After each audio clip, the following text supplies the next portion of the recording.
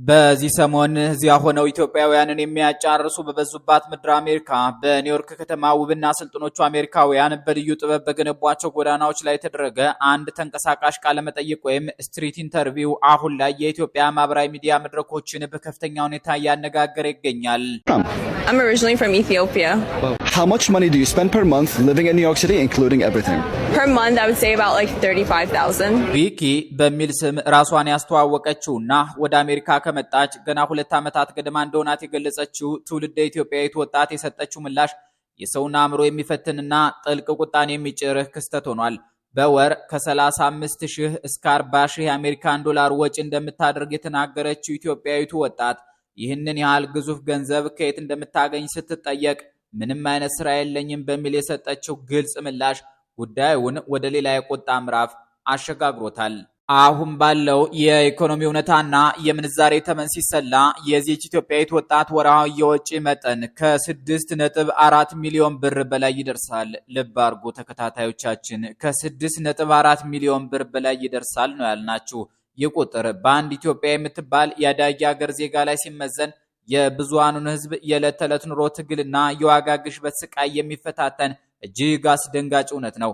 ኢትዮጵያ ውስጥ ለሚገኙ ነዋሪዎች የኑሮ ውድነቱን ለማቋቋም ሌት ከቀን መድከም፣ ግብርና ታክስ መክፈል የዕለት ተዕለት ስቃይና ሰቆቃ ሆኖ ሳለ በውጭ ሀገር የሚገኙ የገዢ ስርዓት ባለስልጣናትና የኦሊጋርኮች ቤተሰቦች ያለምንም ላብና ጥረት እንዲህ ባለ የቅንጦትና የአእምሮት ህይወት መግፋታቸው የአገሪቱን የሀብት ክፍፍል ፍትሃዊነት በባዶ እጅ የሚያሳይ ነው። ይህንን ክስተት ይበልጥ አሳማሚ የሚያደርገው ከምዕራባውያን ፖለቲካዊ ባህል ጋር ሲነጻጸር የሚታየው ሰፊ የሞራል ክፍተት ነው። ለምሳሌ ያህል በዚያው የአገራችን ልጅ ያለምንም ስራ ከ6 ሚሊዮን ብር በላይ ያወጣች በምትምነሸነሽበት ኒውዮርክ ከተማ የከተማው ከንቲባ ማምዳኒ ደሞዝ ሲታወቅ ንጽጽሩ ያስገርማል። የኛዋ ጉደኛ ልጅ ያለችበት ኒውዮርክ ከተማ ከንቲባ ዞህራን ማምዳኒ ከግብር በኋላ ወደ እጁ የሚገባው ወርሃዊ ደሞዝ 13,500 የአሜሪካን ዶላር ብቻ ነው። ምንም አይነት ስራ እንደሌላት የገለጸችውና በኒውዮርክ የምትኖረው ኢትዮጵያዊቷ ሞልቃቃ ወጣት ደግሞ በወር ከ35,000 እስከ 40,000 የአሜሪካን ዶላር ወጪ እንደምታደርግ ራሷ ተናግራለች። የዚህች ወጣት ወርሃዊ ወጪ የከተማውን ከንቲባ ህጋዊ ደሞዝ 3 እጥፍ ሊሆን ትንሽ የሚቀረው ግዙፍ ገንዘብ ነው። የንጽጽር የህዝብ አገልጋይ የሆነ መሪ ከሚያገኘው ገቢ በላይ ምንም ስራ የሌላት የአንድ ኢትዮጵያዊ ባለስልጣን ልጅ ናት የተባለች ሴት በውጭ ሀገር የምታወጣው የቅንጦት ወጪ ምን ያህል የከረረ የሀብት ምዝበራና ኢፍትሃዊነት እንዳለ በግልጽ ያሳያል። እዚህ ላይ አንድ ሀቅ መታወቅ አለበት። ይቺ ልጅ የባለስልጣን ልጅ ነኝ አላለችም። ነገር ግን የገንዘቧን ምንጭ እስካልተናገረች ድረስ ኢትዮጵያውያን ከኢትዮጵያ የሚሸሽ ገንዘብ የምትበላ የኢትዮጵያ የአንድ ባለስልጣን ልጅ ናት ብለው ጠርጥረዋል። የኛም የዝግጅታችን መነሻ ይኸው ነው። በጥቅሉ የኢትዮጵያ ፖለቲካዊና ማህበራዊ ምህዳር ከቅርብ ጊዜ ወዲህ እጅግ አሳሳቢና አናዋጭ ጥያቄዎችን የሚያስነሱ ድርብ እውነታዎችን እያስተናገደ ይገኛል። በአንድ በኩል የፖለቲካ ልሂቃን ለስልጣን ሲሉ የህዝብን ደህንነት ለአደጋ የሚያጋልጡ የጦርነት ነጋሪቶችን ሲመቱ፣ በሌላ በኩል ደግሞ የዚሁ ስርዓትና የባለስልጣናት ቤተሰቦች የህዝብን ሀብት በመዝረፍ ውጭ ሀገር በመሄድ የሚያሳዩት የቅንጦት ህይወት የአገሪቱን መዋቅራዊ ብልሹነት አጋልጦታል። ይህ እውነት በቅርብ ጊዜ በተሰሙ የፖለቲካ ምስጢሮችና በማህበራዊ ሚዲያ በተንጸባረቁ አስደንጋጭ መረጃዎች መካከል ግልጽ መስታወት ሆኖ ይታያል። ቀድሞ የህወሓት ከፍተኛ አመራርና የህዝብ ግንኙነት ኃላፊ የነበሩት አሁን ደግሞ የጠቅላይ ሚኒስትር አብይ አህመድ አሊ የምስራቅ አፍሪካ ጉዳዮች አማካሪ ሚኒስትር ሆነው 4 ኪሎን የሙጥኝ ያሏት ጌታቸው ረዳ ካሳይ በዚህ ሰሞን በሰጡት ሐሳብ ላይ እንደተገለጸው የቀድሞ ጓዶቻቸውና የህወሓት አመራሮች አዲስ ጦርነት ለመክፈት ከፍተኛ ዝግጅት እያደረጉ ይገኛሉ። ይሁን እንጂ የዚህ ጦርነት አስከፊነትና መዘዝ ሲታይ እጅግ አሳዛኝ እውነት ይገልጣል። ይኸውም እነዚህ የጦርነቱ ቀስቃሾች የራሳቸውን ልጆች ከሞትና ከመሰዋን ጠብቀው የድሃ እናቶችና የትግራይ ህዝብ ልጆች ግን ለግጭትና ለውድመት እንዲሰው እየገፏቸው መሆኑ ነው። ልጆቻቸውን አይሰውም የሚለው ቀልድ እንዳይመስላችሁ። ሁሉም አሁን የተጣላን መስሎ ሁሉ የልጆችን ጉዳይ ጨርስልኝ ነው የሚለው። ይህ ንግግር የፖለቲካ መሪዎች ለግል ጥቅማቸው ሲሉ የድሃውን ህዝብ ደም እንዴት እንደ ንብረት እንደሚቆጥሩት የሚያሳይ አሳማሚ ማሳያ ነው። እንዲህ አይነቶቹ ክስተቶች የህብረተሰቡን ስነ ልቡና በእጅጉ የሚጎዱ ሲሆን በአገሪቱ የጸረ ሙስና ትግልና የህግ ማስከበር ተቋማት ላይ ትልቅ የጥያቄ ምልክት ይጥላሉ። በውጭ ሀገር የሚኖሩ ወጣቶች ያለምንም የስራ ገቢ ይህንን ያህል ከፍተኛ የገንዘብ መጠን እንዴት ሊያገኙ ቻሉ የሚለው ጥያቄ ገለልተኛ በሆነ አካል ሊጣራ ይገባል። ላብና ደሙን አንጠፍጥፎ ለሀገር ልማት የሚተጋው አርበኛው የኢትዮጵያ ህዝብ ገንዘብ የባለስልጣናት ልጆች የቅንጦት መጫወቻ መሆኑ ህጋዊና ሞራላዊ ተጠያቂነትን አጥብቆ ይሻል። ይህ ጉዳይ አንድን ግለሰብ ብቻ የሚመለከት ሳይሆን ከስር መሰረቱ የተበላሸውን የኢትዮጵያ መሪዎች የሀብት ምዝበራና የቁጥጥር ማዕቀፍ ድክመት የሚያሳይ ነው። የኒውዮርኩ ቪዲዮና የዚህ ኢትዮጵያዊት ወጣት ምላሽ የኢትዮጵያ ሕዝብ ለዓመታት ሲያነሳው የነበረውን ተዘርፍ ያለው የሚል ሮሮ ብሎም የፍትህ ጦቱን በድጋሚ በግልጽ አሳይቷል።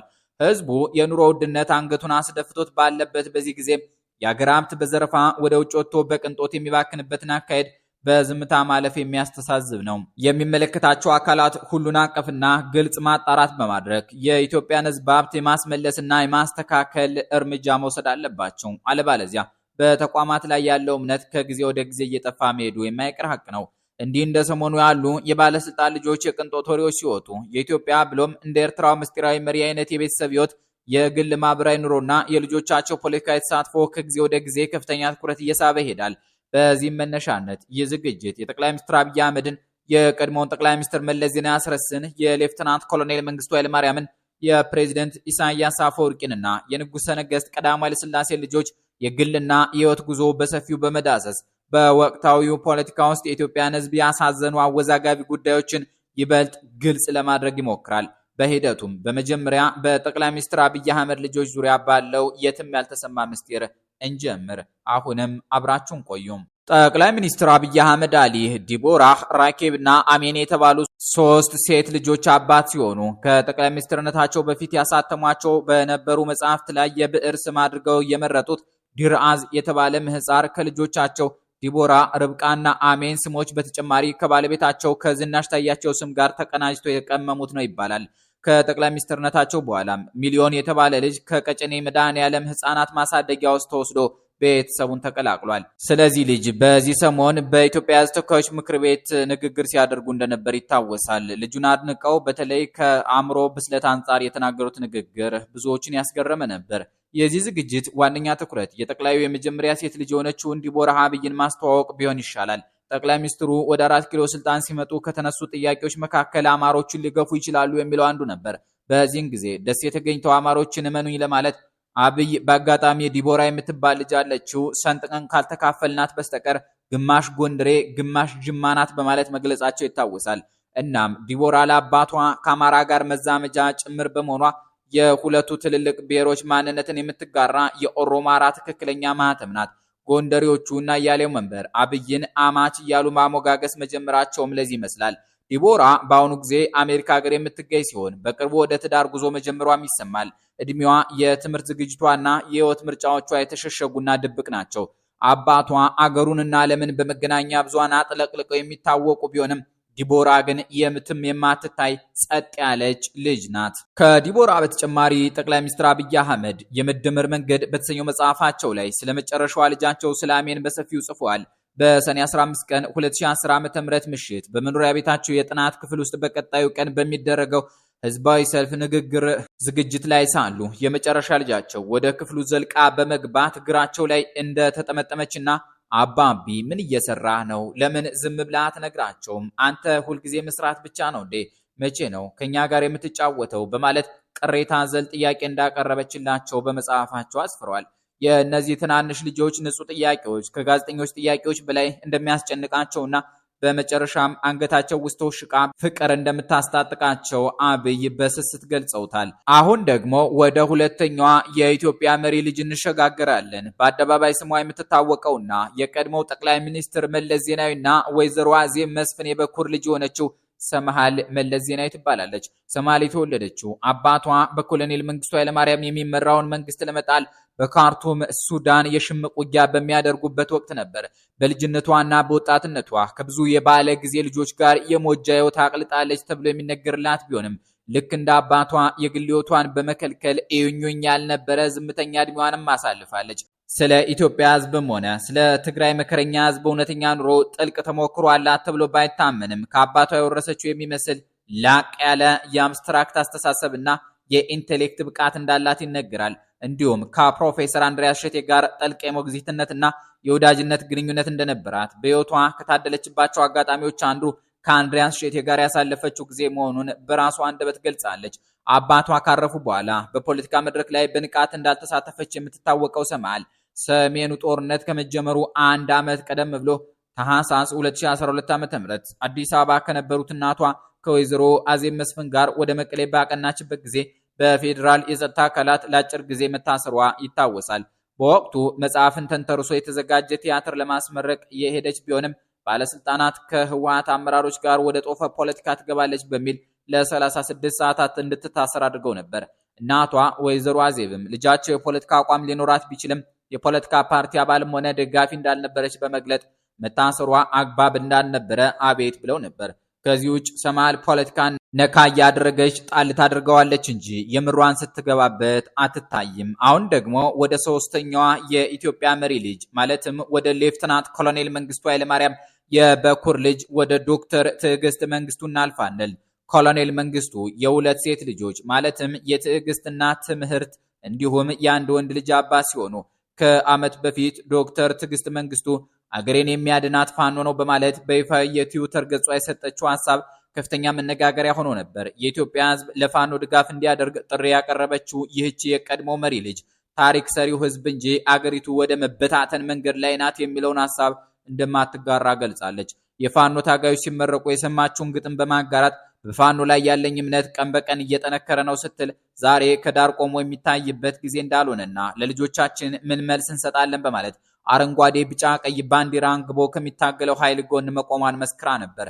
የዶክተር ትዕግስት መንግስቱ የፋኖ ደጋፊነት መግለጫ ድጋፍን ብቻ ሳይሆን በርካታ የስድብ ናዳዎችንና ተቃውሞዎችን አስከትሎባታል። በተለይም አባቷ በስልጣን ላይ በነበሩበት ጊዜ የተፈጸሙትን ግፎችና የጀነራሎችን መገደል በማስታወስ አባት ሻገር ጥሎ የፈረጠጠ ሌባ ነው የሚሉ ውንጀላዎች ተሰንዝረውባታል።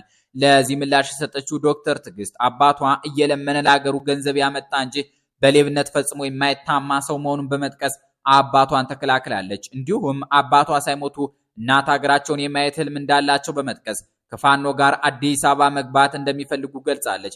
ከዚህም በተጨማሪ ሰፋሪው ማን ነው በሚል ርዕስ ባስነበበችው ሌላ ጽሑፍ የአዲስ አበባ ቅርሶች መፍረስና የኢትዮጵያን ታሪክ ማዛባት የሚሞክሩትን አካላት በመውቀስ ህዝባዊ መንግስት የሚቋቋምበት ጊዜ እንደሚመጣ እምነቷን ገልጻለች። አሁን ደግሞ ትኩረታችንን ወደ ሌላኛዋ ማለትም በአራተኛ ደረጃ ወደምንመለከታት የጎረቤት ሀገር መሪ የኤርትራው ፕሬዝዳንት ኢሳያስ አፈወርቂ ሴት ልጅ ወደ ሆነችው ኤልሳ ኢሳያስ እናደርጋለን። አባቷ ፋኖን ያስታጥቃሉ ተብሎ ከሚታሙባቸው የፖለቲካ ትንታኔዎች ጋር ተያይዞ ስሟ በቅርበት የሚነሳው ኤልሳ ኢሳያስ በክልሉ ፖለቲካ ውስጥ ካሉ ድብቅ ጉዳዮች ጋር ስሟ የሚጠቀስ ወጣት ሴት ናት። ኤልሳ መልኳ በጣም አማላይ ነው። ነገር ግን ያን ያህል የፖለቲካ ተሳትፎ ታደርጋለች ተብሎ አይገመትም። በኤርትራ የሲቪል ሰርቪስ እንቅስቃሴ ውስጥ እንዳለች ግን ይነገራል። ኢሳያስ ግን ለመጀመሪያው ልጃቸውና ለወንዱ ልጃቸው የበለጠ ትኩረት እንደሚሰጡና በቀጣይ ጊዜያትም እሱን አልጋ ወራሽ ለማድረግ እየተንከባከቡት እንደሆነ ይነገራል።